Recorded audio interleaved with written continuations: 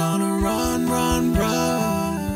Hey there, friends. It's your Bad Couch guru, Lynn Lindberg, and today I'm very disappointed to tell you that The Biggest Loser television show is back on the networks. I want to give you Couch to Active's take, and when you say Couch to Active, that's AKA me.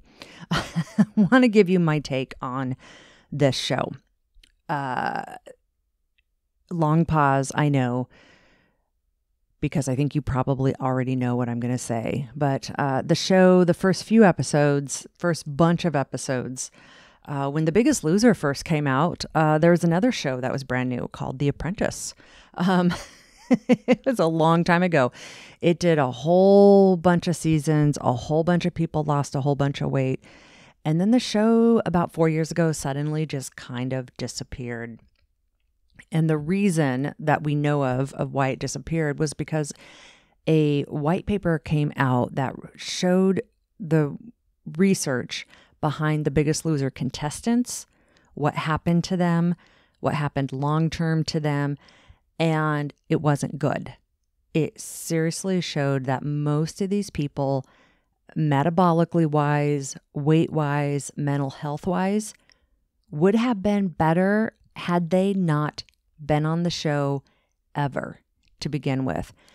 And it's no judgment against anybody who is on the show, and so much just love and compassion to anybody who followed the show and, made extreme weight loss attempts themselves.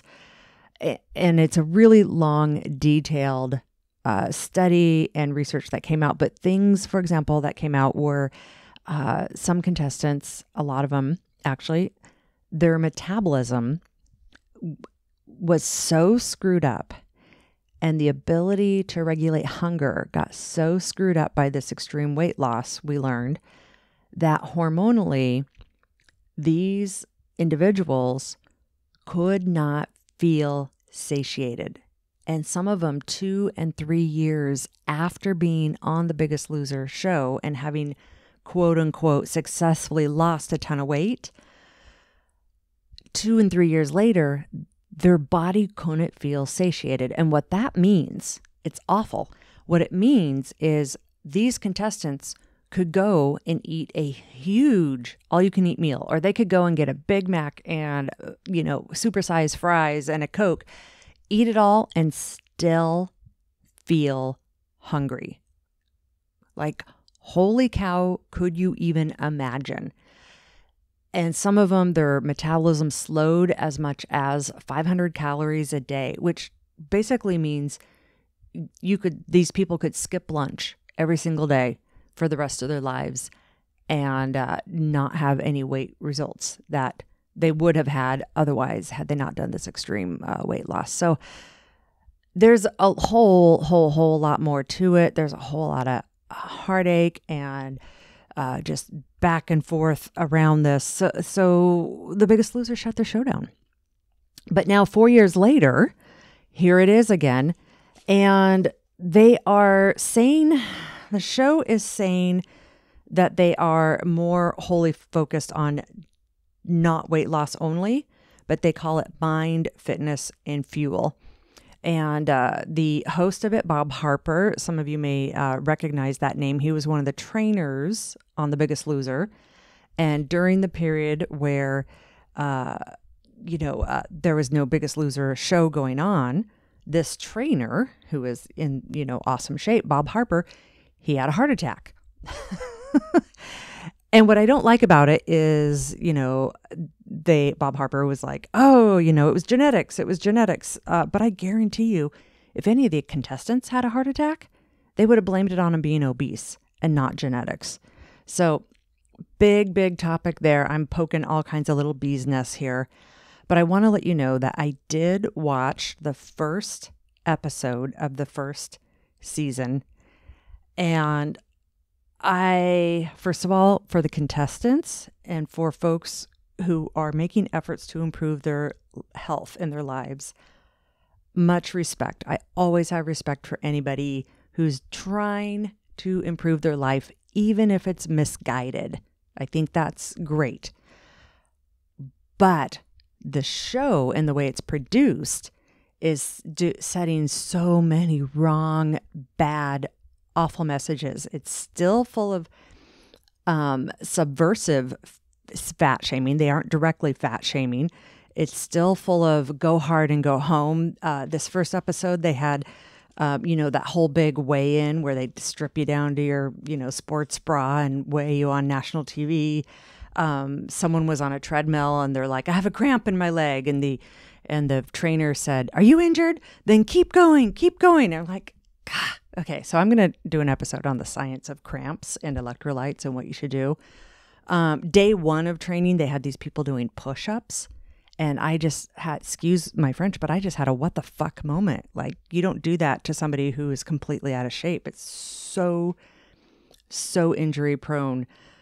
Anyhow, I ended up with like 8 pages of notes here that we'll go through more of it on future episodes. But what I want you to take from this is when they got to the section of your mind. So it's mind, fitness, and fuel. Those are the 3 things: mind, fitness, and fuel.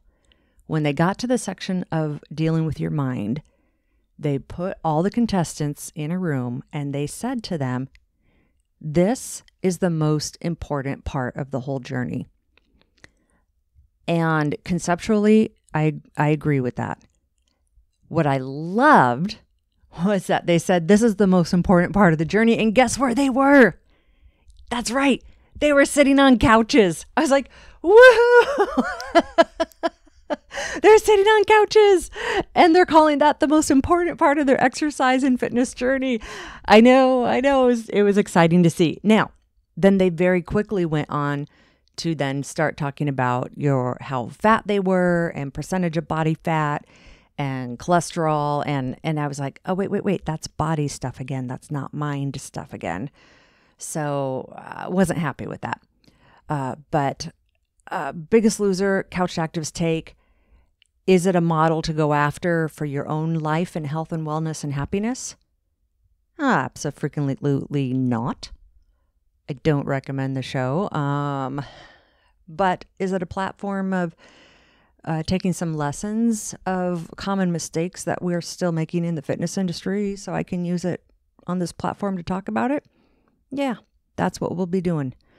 So remember, folks, I don't like this Biggest Loser show. I don't like the attitude around it being all about weight loss, even though they're saying it's not. It really is still, at least the first show was.